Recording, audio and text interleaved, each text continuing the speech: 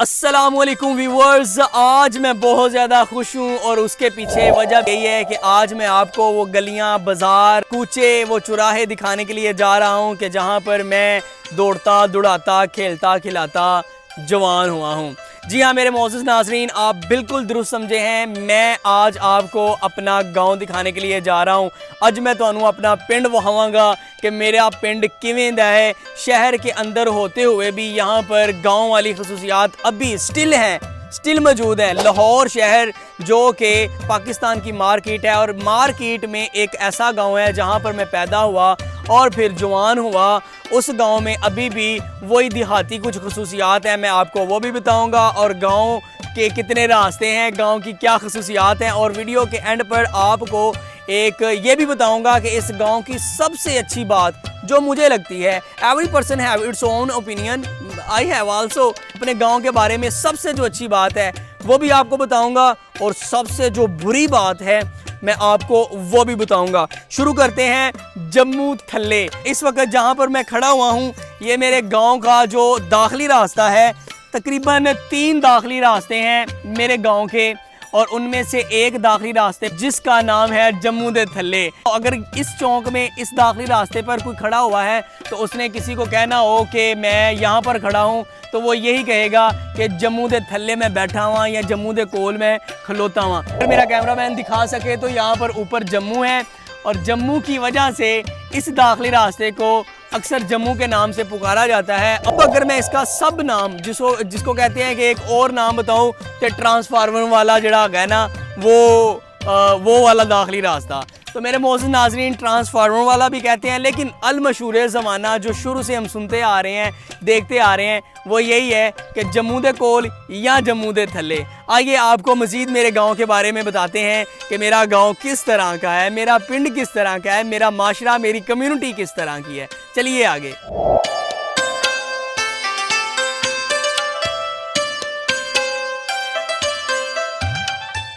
अब मैं जो आपको बात बताने के लिए जा रहा हूँ वो बहुत ज़्यादा इंटरेस्टिंग है। मेरी इस कम्युनिटी का क्या नाम है मेरे मोअज़्ज़िज़ नाज़रीन? मेरी इस कम्युनिटी का नाम पाकिस्तान के एक बड़े शहर से मुमासलत रखता है और जब भी कहीं भी अगर कोई पूछता है कित्थों दा है तो जब हम नाम बताते हैं तो वो फौरी मेरे इस गांव का जहन में सोचने से पहले वो चला जाता, उन्हें एडी दूरों आए हैं, चूँकि ये जो गांव है वो लाहौर में मौजूद है और इस गांव का नाम, इस कम्युनिटी का नाम हैदराबाद है और इसमें रहने वालों को अक्सर ये वाली प्रॉब्लम फेस करना पड़ती है कि जब भी उनसे कोई पूछता है कि पानी कित्थों दे जे तो वो कहता है कि भाई मैं हैदराबाद से हूँ, तो वो फौरी इस गाँव को शनाख्त करने से पहले वो चला, ओए एडी दूरों आए हैं, कराची सिंध तो आए हैं, ओ यार बड़ी दूरों आए हैं। तो मेरे मोअज़्ज़िज़ नाज़रीन मेरे इस गांव का बड़ा ही खूबसूरत नाम है, शेरों वाला नाम है, हैदराबाद मेरे इस गांव का नाम है और ये मुझे कभी भी अपने गांव का नाम बताते हुए जहां पर मैं रहता हूं कभी भी शर्म फील नहीं की। चूँकि मैं यूनिवर्सिटी, कॉलेज जहाँ पर भी गया हूँ, जब कभी भी किसी ने मुझसे ये पूछा है कि पायन कित्थे रहना ले हो तो मैं उसको पहले अपने गांव का नाम बताता हूँ और फिर बताता हूँ कि हाँ जी भाईजान ये वो जो रायवंड के साथ एलडीए है और एलडीए के एफ ब्लॉक में ये गांव वाक़या है जिसका नाम हैदराबाद है। कभी भी मुझे अपने गांव का नाम बताते हुए शर्म फील नहीं हुई। हर सोसाइटी में एक सिक्योरिटी का बाकायदा तौर के ऊपर निज़ाम होता है, तो मेरे गांव में भी सिक्योरिटी का निज़ाम अवेलेबल है। जिस तरह के हालात जा रहे हैं गार्ड्स वगैरह रखने पड़ते हैं, लेकिन मैं आपको अपने गांव की सिक्योरिटी का अगर निज़ाम दिखाऊं तो वो ये है, ये मेरे गांव की सिक्योरिटी का निज़ाम है और रात गए जब भी कोई गैर शख्स हमारे गांव में, हमारे इस पिंड में दाखिल होता है तो ये बाकायदा तौर के ऊपर आवाज़ देकर तमाम गांव वालों को आगाह कर देते हैं कि लै कोई नया बंदा आ गया जे तो चकन्ने हो जो। मैं अगर आपको दिखा सकूं, गिरने से मैं बच गया हूं, दिखा सकूं तो यहाँ पर भैंसे भी मौजूद हैं। गो के इर्द गिर्द पट्ठे नहीं है, लेकिन ये क्रेडिट जाता है मेरे इस भाई को। आप अगर मेरा कैमरामैन दिखा सके, ये जो भाई टोके के वो जो दंदे हैं वो तेज़ कर रहा है तो ये क्रेडिट जाता है इसको, चूँकि ये खिदमत कर रहा है आवाम की और दूध मुहैया कर रहा है गांव वालों को भी और इर्द गिर्द जो सोसाइटियां हैं उनको भी दूध मुहैया कर रहा है। तो गो के ये शहर में मौजूद है। कई लोग कहते हैं अभी हूं पिंड नहीं रहा है, शहर ही हो गया है। तो ठीक है, ये शहर हो गया है, लेकिन इसकी कई चीज़ें ऐसी हैं जो अभी भी देहात से मुमासलत रखती हैं, जैसा कि सिक्योरिटी का निज़ाम आपने देखा है।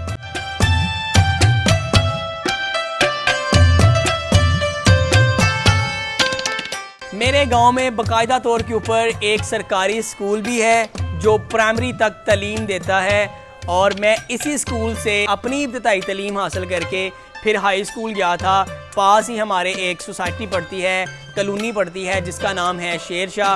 वहाँ पर फिर जाकर मैंने अपनी मैट्रिक है वो की है। लेकिन ये हमारा प्राइमरी स्कूल है। टू बी ऑनेस्टली स्पीकिंग मैं अगर कहूँ तो लोग ये कहते हैं कि जनाब ये खोती स्कूल है, लेकिन मैं इसी स्कूल से पढ़ के इसके बाद मैट्रिक की, वो भी सरकारी स्कूल था। उसके बाद फिर मैंने साइंस कॉलेज से, जो कि वाहदर रोड पर मौजूद है, वहाँ से मैंने अपना इंटर किया, और उसके बाद फिर मैंने अपनी यूनिवर्सिटी की तालीम पंजाब यूनिवर्सिटी से हासिल की है। तो इससे मुझे ये एक्सपीरियंस हुआ कि जज्बा मैटर करता है, इन्वायरमेंट मैटर करता है, लेकिन आगे बढ़ने में आपका जज्बा ज़्यादा मैटर करता है। अपनी पहली जो इब्तदाई 5 जमातें हैं मैंने यहाँ से हासिल की हैं। तो कहने का मतलब ये है कि सरकारी स्कूल से भी अगर कोई पढ़ना चाहता है तो तालीम मिलती है। मैटर करता है जज्बा, आपके अंदर का जो एक चल रही होती है सोच, आपकी सोच मैटर करती है। तो इसी स्कूल से मैं पढ़ पढ़ा के यूनिवर्सिटियों तक गया हूँ और आज आपके सामने बोलने के काबिल हुआ हूँ। तो जज्बा मैटर करता है। अगर आप महंगे महंगे स्कूल्स की फ़ीस अफोर्ड नहीं करते तो इसको बहाना बनाकर, इसको आड़ बनाकर कि जनाब स्कूलों की फ़ीस ही बड़ी महंगी है तो सरकारी स्कूलों के तलीम नहीं हैगी। तो मेरे मोअज़्ज़ज़ नाज़रीन, मैं इसी स्कूल से पढ़ के आगे बढ़ा हूँ। मैट्रिक की है वो भी सरकारी स्कूल था, इंटर किया है वो भी सरकारी स्कूल था, और फिर मैंने अपना जो ग्रेजुएशन है वो की है, वो भी सरकारी यूनिवर्सिटी थी। तो लाहौर के अंदर रहते हुए अगर कोई ये कहे कि मैं पढ़ नहीं पाया तो मैं समझता हूँ ये उसकी बदकिस्मती है, ये उसकी काहली है। वरना लाहौर में रहते हुए कोई बंदा ये कह नहीं सकता कि भाई मैं पढ़ नहीं सका, मेरे पास इखराजात नहीं थे। नहीं भाई, आपके पास इखराजात थे, आपके पास जज्बा नहीं था। तो ये स्कूल है हमारे गांव का, यहाँ पर जो बच्चे हैं ज़्यादातर गांव के रहाशियों के, वो यहाँ से ही अपनी इब्तदाई तालीम हासिल करते हैं, और मैंने भी अपनी इब्तदाई तालीम इसी स्कूल से हासिल की है।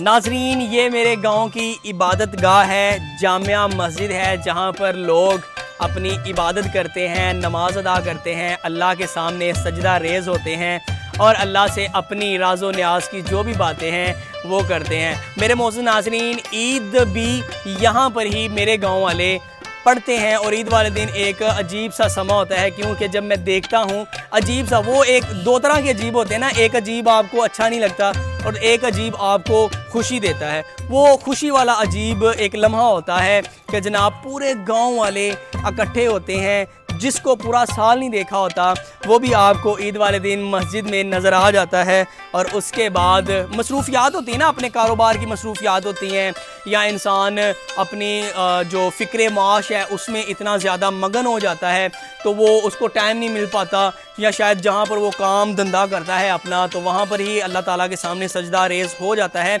लेकिन ईद वो दिन होता है जहाँ पर मैं अपने तमाम गांव वालों को एक साथ देख पाता हूँ, और देखकर मुझे बहुत ज़्यादा खुशी होती है। अब मैं जिस वक्त जिस चौक में खड़ा हूँ, जिस चौराहे पर खड़ा हूँ, यहाँ पर मेरे गांव की छोटी सी मार्केट है, जिसमें से अभी ज़्यादातर दुकानें बंद ही हैं, सिर्फ एक दुकान खुली हुई है। अगर मेरा कैमरामैन आपको दिखा सके तो ये दुकान जो है वो अमूमन खुली ही रहती है। अगर आप रात 12 बजे भी आ जाएँ, ये मेरे गाँव का भाईज़मान है जिसको प्यार से जानू कहते हैं सारे गाँव वाले, तो ये दुकान खुली ही रहती है। और आप देख सकते हैं कि अर्ली मॉर्निंग भी ये दुकान खुल चुकी है। तो ये एक छोटी सी मार्केट है, अगर पीछे भी मेरा कैमरामैन दिखा सके तो ये मेरे गांव की एक छोटी सी मार्केट बन चुकी है। और ये वाला जो चौक है जिस वक्त जहां पर मैं इस वक्त खड़ा हूं, ये जो चौराहा है, गांव की जो चीज़ें हैं, गांव में आपको पता है लोग बड़ी जल्दी सो जाते हैं, लेकिन ये वो जो चौराहा है जिसमें मैं कह सकता हूं कि एक शहरी आपको वाइब्स आती है कि ये थोड़ा सा शहर में भी तब्दील हो रहा है। क्योंकि ये चौराहे में अगर आप रात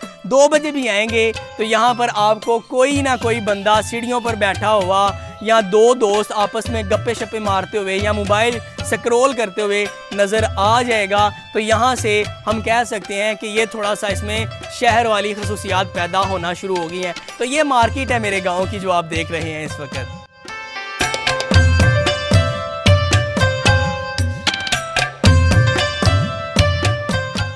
सुबह सुबह का वक्त है मेरे मोअज़्ज़िज़ नाज़रीन, चूँकि आजकल गर्मियों के दिन चल रहे हैं तो इसलिए मैंने ये सिलेक्ट किया कि अर्ली मॉर्निंग ही वीडियो शूट कर ली जाए, क्योंकि एक दिन मैं धूप में वीडियो शूट कर रहा था तो मुझे किसी ने बड़ा ही दिलचस्प एक जुमला कहा, और वो ये था कि भाईजान एनी गर्मी च अपना नहीं तो जनाजा पढ़ने वाले दे ख्याल कर लो।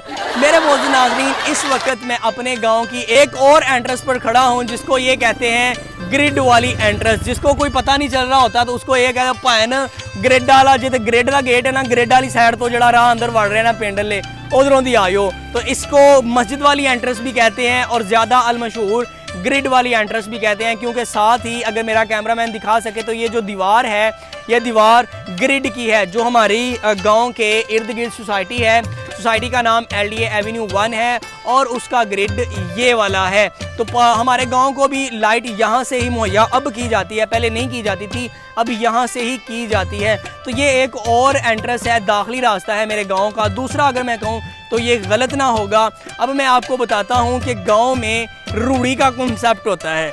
रूढ़ी का कॉन्सेप्ट मीन्स कि जहाँ पर लोग अपना कूड़ा क्रिकेट फेंकते हैं, अपने घर का जो भी होता है। तो ये अगर मैं कहूँ कि मेरे गांव में सिर्फ एक ही रूढ़ी बाकी बची है, बाकी जो रूढ़ी का कॉन्सेप्ट है वो आहिस्ता आहिस्ता ख़त्म होता चला जा रहा है, तो ये गलत ना होगा। और ये रूढ़ी भी यहाँ पर इसलिए मौजूद है और मुझे लगता है कि ये भी अनकरीब ख़त्म हो जाएगी, क्योंकि गांव के इर्द गिर्द सोसाइटी आ गई हुई है, तो बाहर कूड़ा क्रिकेट फेंकना मुनासिब भी नहीं लगता और फेंका भी नहीं जा सकता।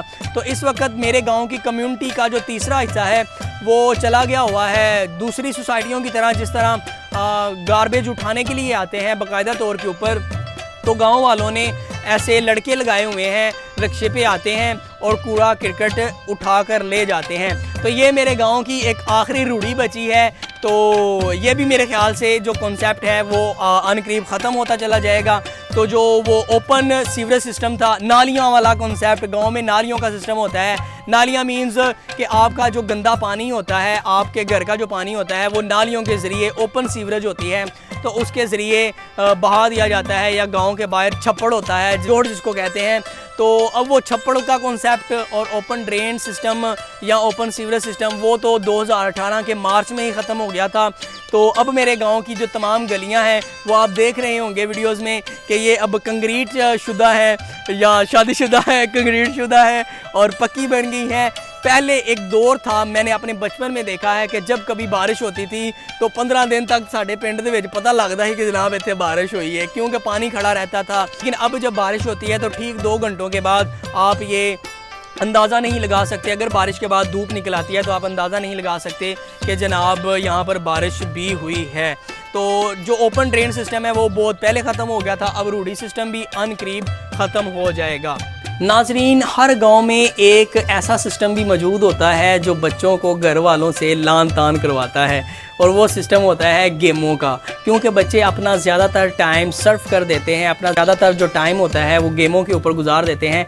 तो इसी तरह हमारे गांव में भी गेमें मौजूद थीं और वहाँ पर मैंने कई लोगों को मार पड़ते हुए भी देखा है। उनके वालिदैन आते बीमारी पैने सवेर दा आया है तेनू कार नहीं याद। तो मेरे मोअज़्ज़िज़ नाज़रीन, अगर मेरा कैमरामैन दिखा सके तो इस जगह के ऊपर अब तो ये दोबारा जो है वो तमीर हो चुकी है और यहाँ पर एक टेलर साहब बैठते हैं, लेकिन कभी यहाँ पर गेमें हुआ करती थी और गेमें चलाया करता था हमारा जो एक लाला कह लें, चाचू कह लें, खलील साहब गेमें चलाया करते थे। बहुत ज़्यादा नफीस आदमी है। तो जब गांव वालों ने रियलाइज़ किया कि बच्चे अब ज़्यादा ही ख़राब हो रहे हैं तो गांव वालों ने उनसे रिक्वेस्ट की कि भाई आप ये काम छोड़ दें। तो कमाल उनके, आफरीन उनके, माशाल्लाह बहुत ज़्यादा अच्छे इंसान है खलील, तो उन्होंने गेमें छोड़ दी तो ताकि बच्चे जो हैं वो उनकी तरबियत बेहतर तरीके से हो पाए और बच्चे अपना टाइम ज़ाया ना कर पाएँ। तो ये मैं समझता हूँ कि यहाँ पर होती थी गेमें और मैंने भी यहाँ पर बहुत ज़्यादा गेमें खेली हैं। एक चीज़ में मैं महारत हासिल रखी हुई थी वो ये कि मुझे पता चल जाता था कि अब टाइम हद से ज़्यादा हो गया है, तो उससे पहले ही मैं अपने घर लौट जाता था, इससे पहले कि घरों कोई आए तो लितरा ना लेके जाए। इस वक्त मैं अपने गांव की उस जगह पर खड़ा हूं, अपने गांव के बाहर उस जगह पर खड़ा हूं जहां पर मेरे गांव के बच्चे इतवार वाले दिन, संडे वाले दिन या जब भी फारग होते हैं यहाँ पर आकर कोई ना कोई स्पोर्ट्स खेलते हैं। क्रिकेट खेल लेते हैं या मेरे गांव में एक और भी स्पोर्ट्स खेली जाती है जिसको कहते हैं चुक डंडा या पैरानुलान। तो ये वाली खेल यहाँ पर खेलते हैं। कभी मेरे गांव में बीबी की पहली हुआ करती थी जहाँ पर तमाम लोग खेला करते, तमाम बच्चे खेला करते थे। मैं बजाते खुद भी वहाँ पर खेला करता था, लेकिन फिर कंस्ट्रक्शन वहाँ पर हुई और वहाँ पर ग्रिड तैयार हो गया, तो अब वहाँ पर जगह अवेलेबल नहीं है। तो गांव के बच्चों के लिए, अगर मेरा कैमरामैन दिखा सके तो ये इसको डी कहते हैं, गांव के बाहर इसका नाम डी रखा हुआ है। तो जब कोई यहाँ पर खेल रहा हो तो उनके घरों फोन आ जाए वे मरण जोगिया कितने है, तो वो ये कह सकता है कि मैं डी पर खेल रहा हूँ। और अगर मैं आपको बताऊँ कि क्रिकेट खेलते हुए कौन सी विकटें हैं, विकटों का कौन सी चीज़ विकटों का जो काम है वो सरंजाम देती है, तो वो ये सामने जो खंबे लगे हुए हैं बिजली वाले, वो विकटों का काम सरंजाम देते हैं। एक विकेट आपने देख लिया और दूसरी विकेट मेरा कैमरामैन अगर दिखा सके तो दूसरी साइड पर लगी हुई है। तो ये मेरे गांव का, अगर मैं कहूँ स्पोर्ट्स कॉम्प्लेक्स है, तो ये गलत ना होगा। इस वक्त मैं जहां पर खड़ा हूं ये मेरे गांव की तीसरी और आखिरी एंट्रेंस है। 3 टोटल दाखिली रास्ते हैं मेरे गांव के, मेरी कम्युनिटी के, मेरे प्यारे इस चमन के जहां पर मैं पैदा हुआ, फिर बड़ा हुआ और जनाब फिर मैंने अपनी इब्तिदाई तालीम भी हासिल की। ये वाला जो रास्ता है इसको गांव वाले कहते हैं शेरशाल की तरफों जो रास्ता बढ़ता है पिंड ले, इसको वो कहते हैं। मेरे मोहसिन नाज़रीन देहातों में इसी तरह के नाम होते हैं, सोसाइटियों में ए ब्लॉक, फलाना ब्लॉक, टमकाना ब्लॉक, लेकिन मेरे गांव में भी देहातियों वाले नाम हैं जिस तरह होते हैं। अब इस एंट्रेंस को, इस दाखिली रास्ते को कहते हैं शेरशाह की साइड वाला जो रास्ता है। शेरशाह मेरे मोहसिन नाज़रीन मैंने आपको पहले भी बताया जहाँ पर मैंने अपनी मैट्रिक की तालीम हासिल की, और इसके अलावा मेरे गाँव के बिल्कुल पास एक छोटा सा शहर है जहाँ पर मेरे गाँव वाले खरीदो फरोख्त की सरगर्मियाँ सरंजाम देते हैं। तो ये जो तीसरा है रास्ता, ये मैंने आपको दिखाया है। आइए अब आपको मैं अपने गाँव की सबसे पुरानी दुकान दिखाता हूँ। मेरे गांव की सबसे कदीम दुकान जिसका मैंने बचपन से नाम सुना था, हाजी नीफ दी दुकान। मेरे मोहसिन नाज़रीन, आप ये एक चीज़ नोटिस कर रहे होंगे कि मैं अपने जो पिछले व्लॉग्स हैं उसमें बहुत ज़्यादा एनर्जेटिक और ऊंची आवाज़ में बोल रहा होता हूँ। उसकी वजह भी यही होती है कि मैं अपने गांव से बाहर होता हूँ। इस वक्त लोग आराम फरमा रहे हैं, गर्मियों के दिन चल रहे हैं, तो इस वजह से मैं ऊंचा नहीं बोलता, क्योंकि मेरा वाजा बहुत ज़्यादा ऊंचा है, तो मैं ये नहीं चाहता कि किसी के आराम में खलल आए। मेरे मोहसिन नाज़रीन, मेरे गाँव की सबसे कदीम दुकान जिसको हाजी नीफ साहब की दुकान कहा करते थे कभी को, तो ये दुकान वो है। अब ये थोड़ी सी इस्टेब्लिश हो चुकी है। अब उनके बेटे मोहम्मद याया साहब इस दुकान को चलाते हैं, हैंडल करते हैं।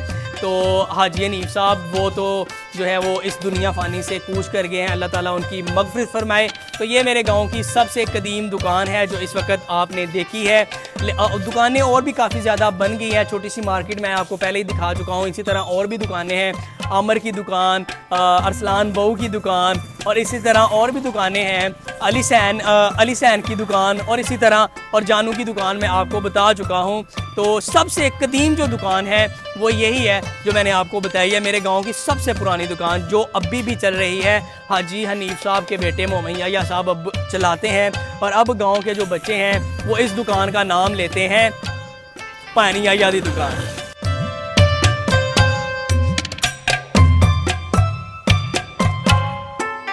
मेरे मोअज़्ज़िज़ नाज़रीन, इस वक्त मैं अपने गांव की, अपने पिंड की सबसे ऊंची जगह पर खड़ा हूं, और जहां से मेरा पूरा पिंड नज़र आ रहा है। ये आप वीडियो में देख सकते हैं, पूरा गांव नज़र आ रहा है। ये गांव कभी सिर्फ गांव हुआ करता था और इसके इर्द गिर्द हरी भरी लहलहाती फसलें हुआ करती थी, लेकिन सोसाइटियों के आने से आप देख सकते हैं कि हर तरफ आबादी ही आबादी नज़र आती है। तो ये बंदा शनाख्त करनी थोड़ी सी मुश्किल हो जाती है कि पिंड केड़ा है, सोसाइटी का हिस्सा केड़ा है। तो मैं फिर भी कोशिश कर रहा हूँ कि आपको दिखा सकूँ कि गांव कौन सा है। ये हैदराबाद गांव है, हैदराबाद सिंध वाला नहीं, ये वाला। यहाँ पर जो लाहौर के अंदर एक गांव मौजूद है जहाँ पर मैं पैदा हुआ, जहाँ पर मैं बड़ा हुआ और बड़ा फूला, और आज आपके सामने बोल रहा हूँ। ये मेरी कम्युनिटी है, ये मेरा गांव है। मैंने वीडियो के शुरू में आपको कहा था कि मैं अपने गांव की सबसे एक अच्छी बात बताऊंगा और फिर सबसे एक बुरी बात बताऊंगा। पहले बुरी बात बताऊंगा और उसके बाद फिर अच्छी बात बताऊंगा ताकि हैप्पी एंडिंग हो जाए। तो मेरे मोअज़्ज़िज़ नाज़रीन, अगर मेरे गांव की जो मुझे सबसे बुरी, हर बंदे का अपना ओपिनियन होता है, मेरा अपना ओपिनियन है, मुझे मेरे गांव की सबसे जो बुरी बात लगती है वो ये लगती है कि पहले जो उलामे का कॉन्सेप्ट होता था ना, लामा देना, पंजाबी इसको बखूबी समझते हैं और जिनको नहीं समझ आ रही उनके लिए मैं बता दूं, लामा बेसिकली किसी के घर शिकायत किसी चीज़ की लगाने के लिए जाना। तो मेरे नाजरीन, वो उलामे का कॉन्सेप्ट ख़त्म हो गया है। नहीं, उलामा दो तरह का होता है, एक अभी भी स्टिल अवेलेबल है और लोग उसके ऊपर जो है वो अमल भी करते हैं। एक वो उलामा होता है कि जिसकी वजह से मतलब आपको किसी के बच्चे ने नुकसान पहुंचा दिया, आपको मतलब गिरा दिया या आपके साथ कुछ गाली निकाल दी, आपको जो भी है, तो आप उसके घर उसके बड़ों को बताने के लिए जाते हैं कि आपके बच्चे ने मेरा ये नुकसान किया है। एक तो हो गया ये लामा, ये अभी भी जारी है। मुझे किस चीज़ की फ़िक्र लाहक है कि कौन सा लामा ख़त्म हो गया है? वो मेरे गांव का लामा ख़त्म हो गया है कि अगर किसी का बच्चा कोई बुरा काम कर रहा है जो उसके ऊपर आने वाले दिनों में नुकसान होगा, उसको इंडिविजुअली भी नुकसान होगा और फिर उसकी फैमिली भी इससे इम्पैक्ट होगी। मिसाल के तौर के ऊपर नशे में मुब्तला होना या बुरी कंपनी में बैठना, बुरे दोस्त बनाना या इस तरह की आदात करना, वन व्हीलिंग एक्सेट्रा, इस तरह की चीज़ें, तो समझाने का कॉन्सेप्ट ख़त्म हो गया है। देहातों में अभी भी ये वाला कॉन्सेप्ट है कि अगर किसी का बच्चा बेराहवरी का शिकार हो रहा है, बुरे रास्ते पर जा रहा है, तो उसका ये होता है कि उसके घर जाकर गांव के जो कुछ लोग होते हैं उनके घर वालों को इस बात से आगाह करते हैं कि भाईजान आपका बच्चा इस बुरी चीज़ में मुब्तला हो रहा है, लिहाजा आप इसको मना करें ताकि आप भी नुकसान से बच जाएं और आने वाला जो दौर है वो इसके लिए भी आसान हो जाए। तो ये वाला जो उलामे का कॉन्सेप्ट है वो ख़त्म होता जा रहा है, जो मैं समझता हूँ कि एक बहुत ज़्यादा बुरी चीज़ है। ये होनी चाहिए। अगर आप किसी के बच्चे को बुरा काम करते हुए देख रहे हैं, वन व्हीलिंग करते हुए देख रहे हैं, नशे में मुब्तला होते हुए देख रहे हैं,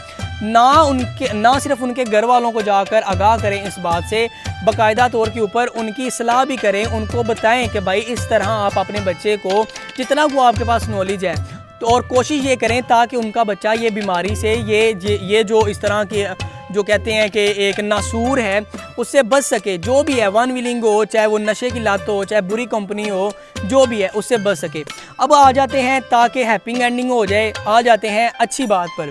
मुझे मेरे गांव की जो सबसे ज़्यादा अच्छी बात लगती है वो ये लगती है कि जब भी कोई मेरी इस कम्युनिटी में से इस दुनिया फ़ानी से कूच कर जाता है, इस दुनिया से पर्दा फरमा जाता है, फोत हो जाता है, तो मेरे गांव में कुछ ऐसे अफराद मौजूद हैं, गांव वालों ने ज़िम्मेदारी उनकी नहीं लगाई हुई, लेकिन वो खुद इस बात को अपनी ज़िम्मेदारी समझते हैं कि वो कब्र कुशाई के लिए खुद जाते हैं।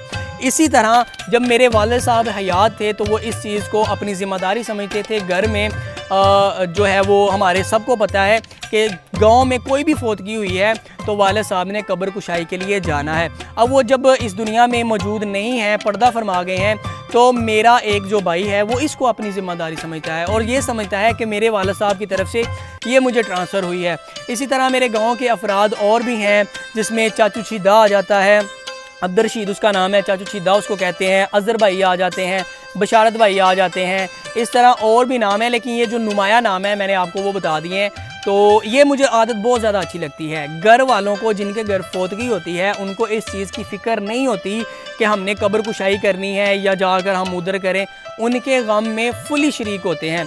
मुझे याद है कि जब मेरी वालदा इस दुनिया से गई या मेरा वालिद इस दुनिया से गया तो हमें इस चीज़ की फ़िक्र लाहक नहीं थी और ना इंतज़ामात की फ़िक्र थी। तो मेरे गाँव की मुझे सबसे ज़्यादा जो अच्छी आदत लगती है वो यही लगती है कि खुशी में ना सही लेकिन गमी में मेरे गांव वाले तमाम जो होते हैं वो दुख दर्द बांटने के लिए इकट्ठे हो जाते हैं। तो ये दो चीज़ें जो हैं वो मैंने हाईलाइट की हैं। मेरे गांव की एक बुरी चीज़ भी बता दी और एक अच्छी चीज़ भी बता दी। अब ये थ्रू आउट जब मैं ये व्लॉग बना रहा था तो थ्रू आउट जिन बच्चों ने मेरा साथ दिया है, मेरे पीछे पीछे वो घूम रहे थे। से सुबह अर्ली मॉर्निंग में निकला था अपने गांव के ऊपर व्लॉग बनाने के लिए, तो ये तमाम बच्चे मेरे पीछे पीछे रहे हैं कि किस तरह भाई शहजाद व्लॉग बनाता है। तो मेरे नाजरीन को हाय बोल दो। एक होता है किंग और एक होता है किंग मेकर। तो मेरा कैमरामैन किंग मेकर है। सारे व्लॉग में आपने मुझको देखा है, लेकिन अब मैं आपको दिखाता हूँ कैमरामैन इसरार अहमद के साथ मैं आपको अपना कैमरामैन दिखाता हूँ।